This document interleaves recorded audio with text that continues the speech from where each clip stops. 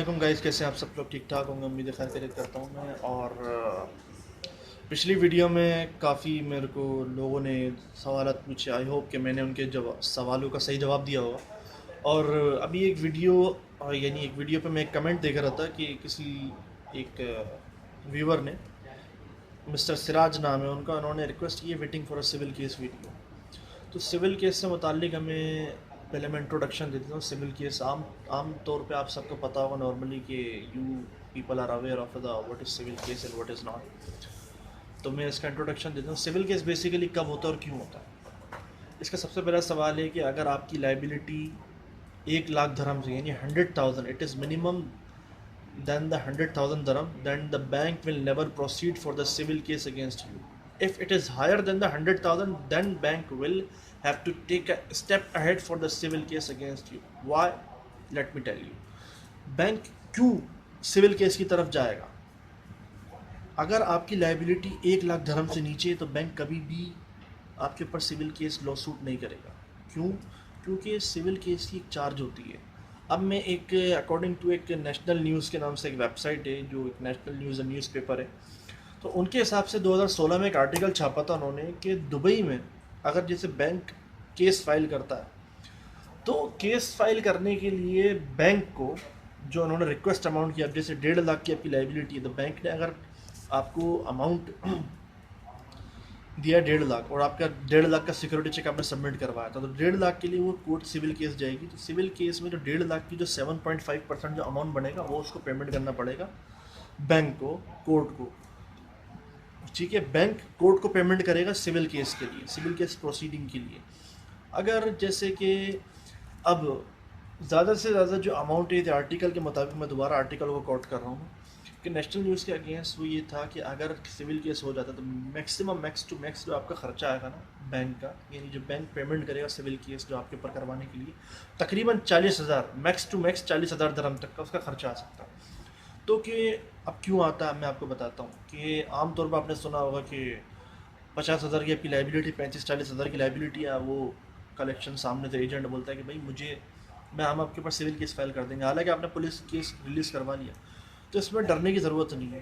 ठीक है, डरने से मुराद अब ये भी नहीं है, क्योंकि जाहिर सी बात है, देखें कि एक अगर आप लोगों में से कोई एजुकेटेड पर्सन है यहाँ पे जो बिज़नेस मैनेजमेंट से या अकाउंटेबिलिटी से रब्ता रखते हैं, तो उनको एक चीज़ पता होगी, बैंकिंग सेक्टर से जो ताल्लुक़ रखते हैं वो मेरे से भी ज़्यादा एक्सपीरियंस वाले होंगे। लेकिन जाहिर सी बात है, हर किसी की अपनी अपनी स्पेशलिटी होती है। मेरी एक अपनी है, आपकी एक अपनी है, दूसरों की भी बहुत सारी, हर पर्सन में एक अपनी स्पेशलिटी होती है। ठीक है, तो मैं इस पॉइंट को क्लियर कर देता हूँ कि 50,000 के लिए बैंक बेवकूफ़ नहीं है कि 30,000 दरम या 7.5% 10-12 हज़ार या 15,000 दरम वो भरेगा।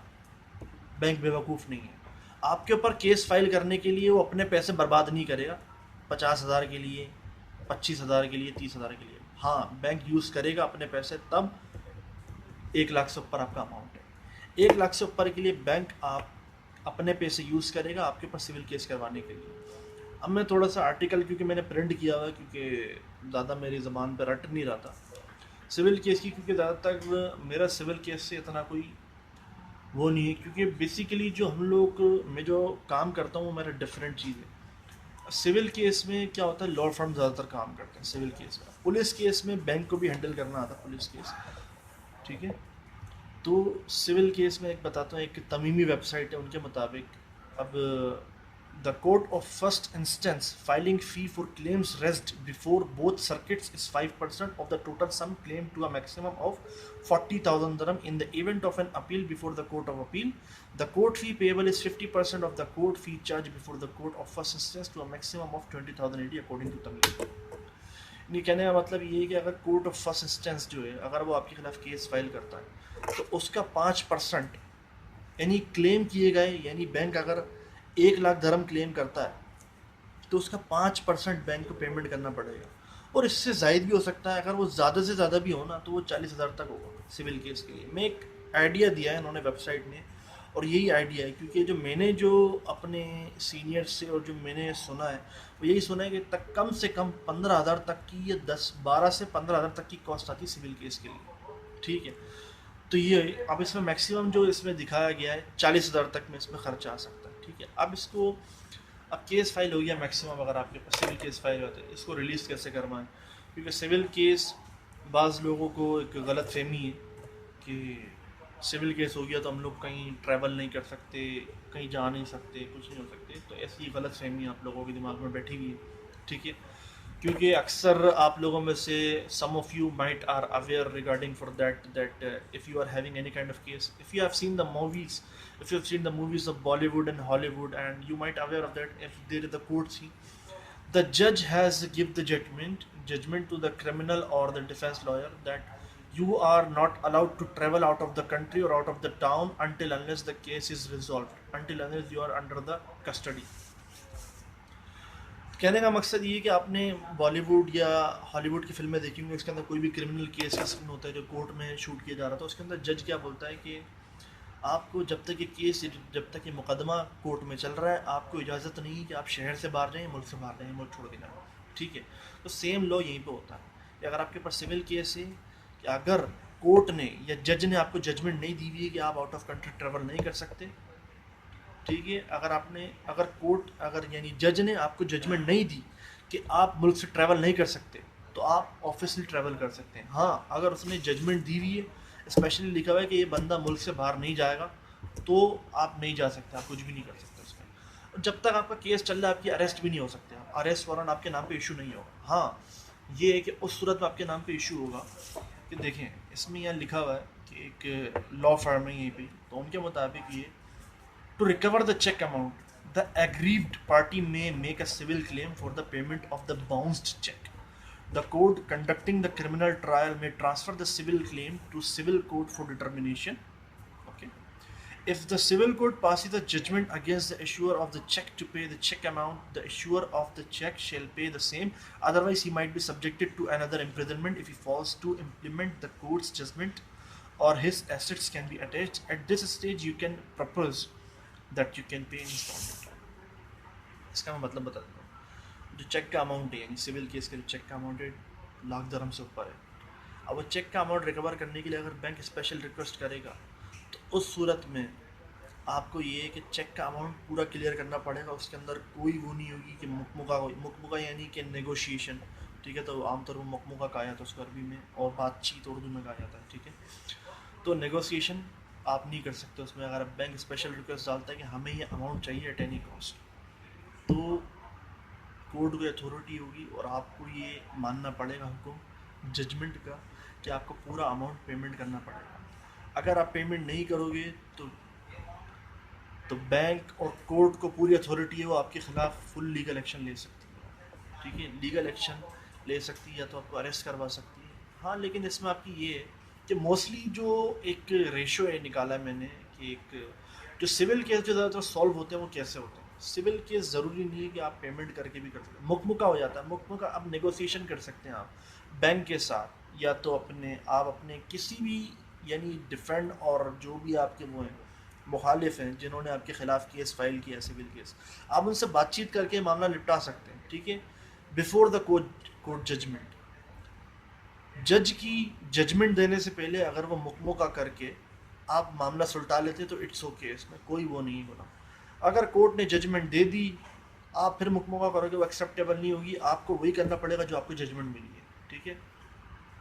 ट्रैवल बैन की मैंने आपको बात बता दी। सिविल केस में कोई ट्रैवल बैन नहीं होता और ना कोई अरेस्ट होता until unless the case is running in the court, until unless you are not given a judgment from the judge that you cannot travel out of the country or out of the city.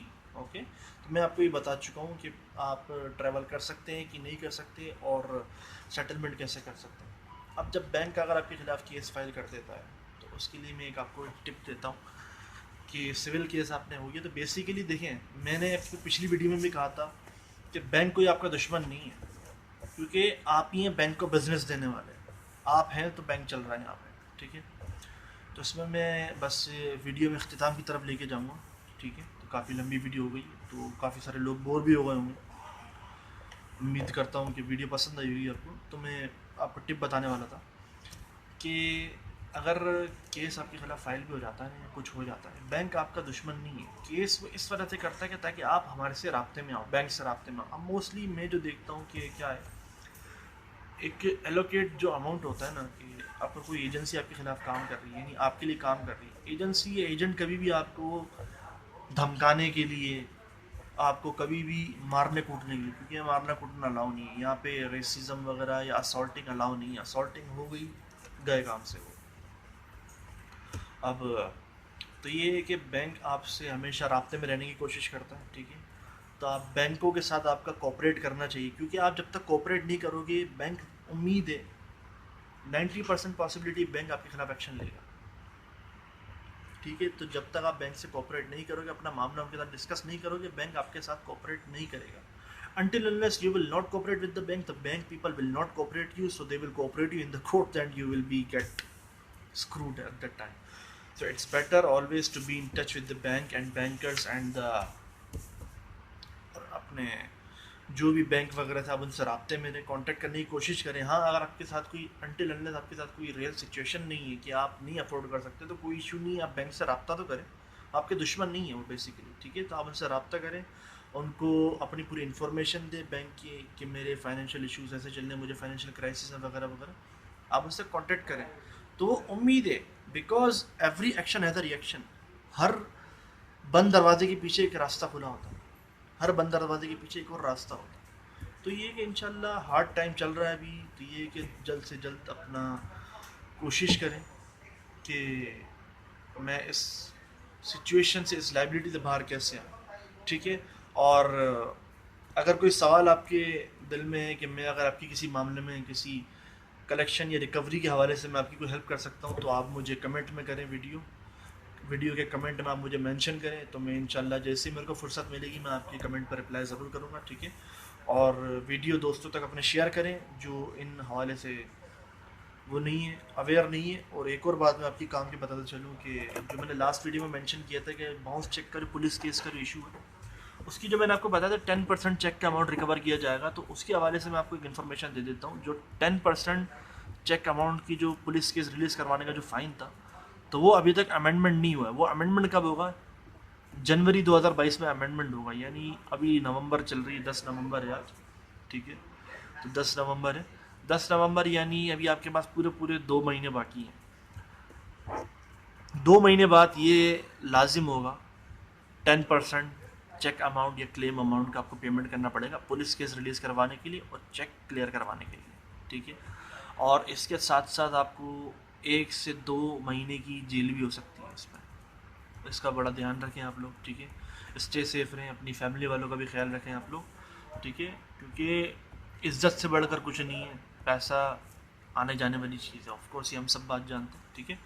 तो avoid करें ऐसी चीज़ों को। अगर आपके मन में कोई शैतानी ऐसे ख्याल आते हैं कि बैंक को रुलाना नहीं, अगर आपका कोई डिस्प्यूट भी है ना बैंक के साथ, कोई भी मसला मसाइल है कि आपने ज़्यादा पेमेंट कर दी है, बैंक ने आपसे ज़्यादा ली, तो आप बैंक से जाके बात करें सीधा। आप बैंक से जाएं, आप बात करें, अपनी स्टेटमेंट निकलवाएं, तो इंशाल्लाह कोई ना कोई सोल्यूशन निकलेगा। तो मुझे कमेंट में बताइएगा अगर कोई इशू हो। मिलते हैं आपसे फिर नेक्स्ट वीडियो में, जब तक अपना ख्याल रखें, वीडियो को शेयर करें ज़्यादा से ज़्यादा और सब्सक्राइब करें चैनल को। Thank you so much. अस्सलाम वालेकुम।